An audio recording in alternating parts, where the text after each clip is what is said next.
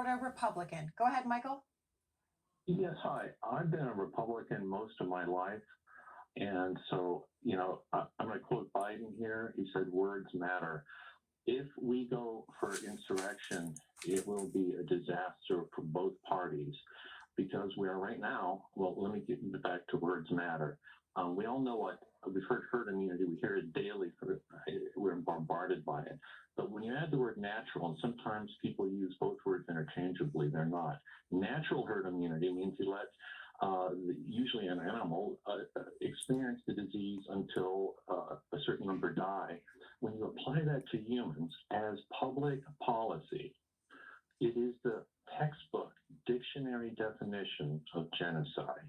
We're experiencing right now the first 21st century genocide, and we are all blind to it because we're all implicit. Because we'd all have to admit, yeah, we just sat here and watched it happen and did nothing, and that doesn't jive with us. We all know we're good on both sides.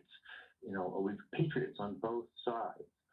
But the real thing is sitting right in front of us. We need that second impeachment article to address this because it's a trial. We forget. Everyone's looking for the quick, fast, easy thing. No, it's supposed to be a trial, and we have more facts where we show that they're promoting, even when they misspeak and shorten it to pidgin English, herd immunity, in contextually and everything else, they're literally, we have video of people and emails where they're promoting natural herd immunity as public policy. They're still doing it here in Florida. We have our teachers being forced who are sick, who have pre-existing conditions. Michael, who would that article, who would that charge be against? Well, it's not just genocide. I think it should be a general thing. It's crimes against humanity.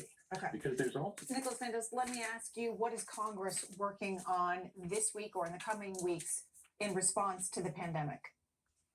Right. So the observation I would make about this is the House chose to have a very narrow case around this insurrection because they thought it was, the kind of cleanest and most forceful case they could make that might win Republican support. But the concerns that are being raised by this caller, I think, are on President Biden's mind. It's why he has been very reticent to embrace a trial. He's tried to keep himself out of it and make clear that what he is focused on above all else is the coronavirus crisis, which continues to kill upwards of 3,000 Americans on average a day. And so he's been rolling out a series of executive orders, putting in place new mandates or health responses, and he's pushing Congress to start moving quickly, including during this reprieve before the trial begins, to start moving a $2 trillion economic and health relief bill that includes money for vaccine distribution, money for states, for Americans who are struggling as the economy suffers because of the virus. So that is his leading priority, and there are some important decisions that he's going to have to make in